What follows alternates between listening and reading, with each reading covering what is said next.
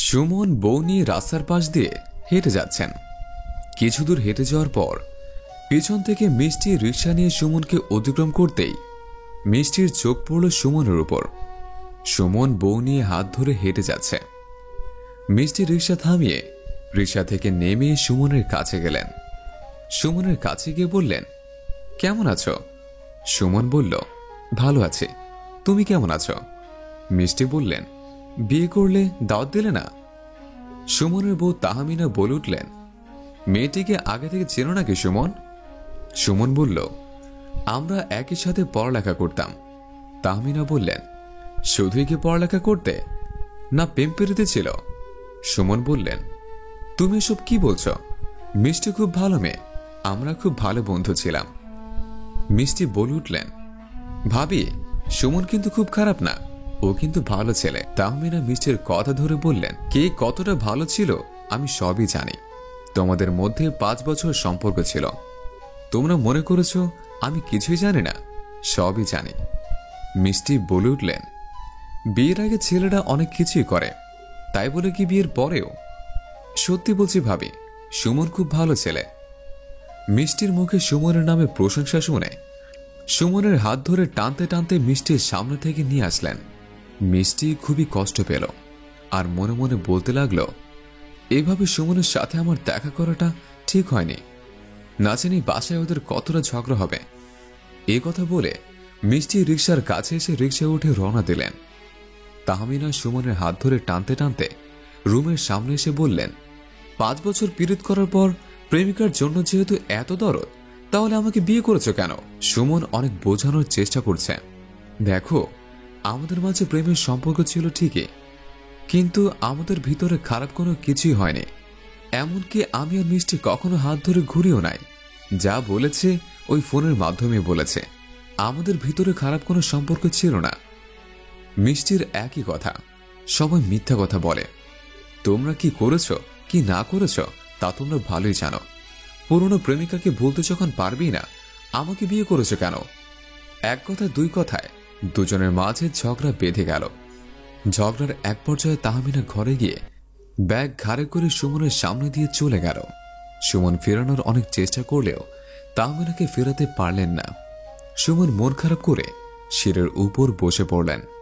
3 মাস পর সুমন একটি ফাঁকা জায়গায় বসে আছেন। পাশ দিয়ে মিষ্টি হেঁটে যেতে সুমনকে দেখতে পেল। সুমনকে দেখতে পেয়ে মিষ্টি আর দেরি করল না, সুমনের পাশে গিয়ে বসল। সুমন তখনও মনমরা হয়ে বসে আছে। মিষ্টি গিয়ে বলল, কেমন আছো? সুমন আমতা আমতা করে বললেন, এই তো আল্লাহ যেভাবে রেখেছেন। মিষ্টি বলে উঠলেন, তোমার বউ কেমন আছে? জানি না। মিষ্টি বলল, জানি না মানে? তোমার বউ কেমন আছে তাহলে কি অন্য কেউ জানবে? সুমন বললেন, বউ আমার কাছে থাকলেও তো জানবো। মিষ্টি বললেন, কেন? বউ তোমার কাছে না থাকে তাহলে কোথায় থাকে?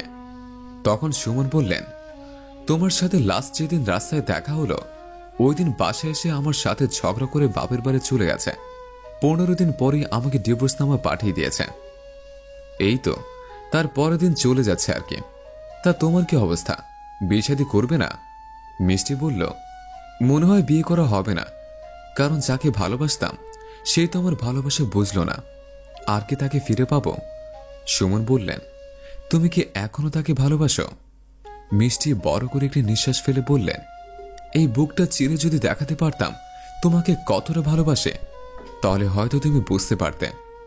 মিষ্টির মুখের কথা শুনতেই সুমন হাতটা চেপে ধরলেন আর বললেন, হয়তো তোমার ভালোবাসার কাছে আমি হেরে গেছে, তুমি যদি চাও তাহলে আমরা বিয়ে করতে পারি।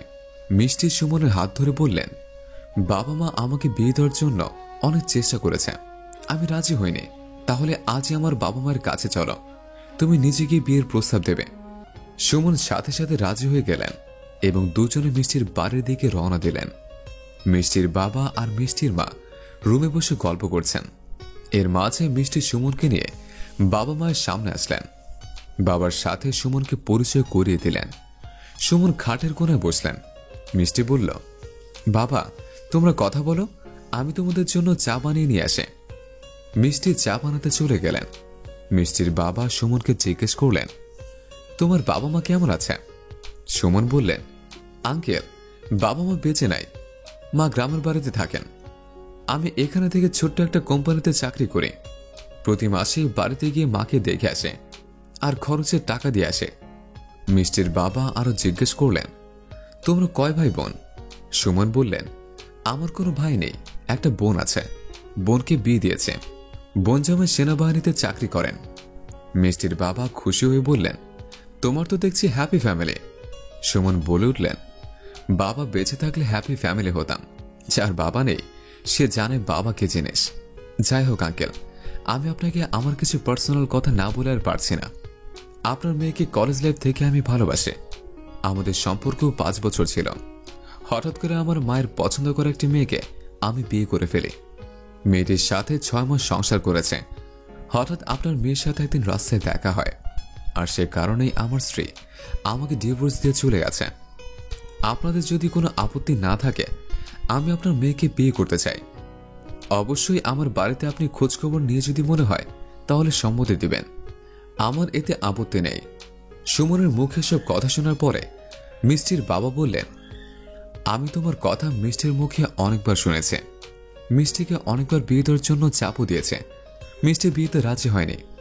এখন যেহেতু মিষ্টি তোমাকে বাড়িতে নিয়ে এসেছে, তুমি নিজে যেহেতু মিষ্টিকে বিয়ে করতে চাও, জানোই তো আমার কোনো ছেলে নেই, একটাই মেয়ে। আমার মেয়ে যদি তোমাকে পেয়ে সুখী হয়, এতে আমার তো কোনো আপত্তি নেই। সুমির মাও একই কথা বললেন। কথার মাঝখানে সুমি চা নিয়ে হাজির হলেন।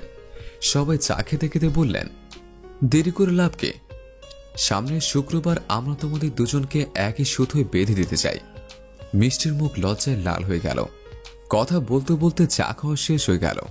সুমন বলে উঠলেন, আঙ্কেল, তাহলে আজ যাওয়া যাক। শুক্রবার তো আর দেরি নাই, মাকে আবার গ্রামের বাড়িতে আনতে যেতে হবে। মিষ্টি বলল, আব্বু, আমি তাহলে সুমনকে একটু এগিয়ে দিয়ে আসি। এ কথা বলেই সুমনের হাত ধরে মিষ্টি ঘরের বাইরে আসলেন। এসে সুমনের বুকে মাথা রেখে বড় বড় শ্বাস নিয়ে বললেন, সত্যিকারের ভালোবাসা কখনো অপূর্ণ থাকে না। আমাদের এই গল্পটা যদি ভালো লাগে থাকে তাহলে অবশ্যই লাইক, কমেন্ট এবং শেয়ার করবেন।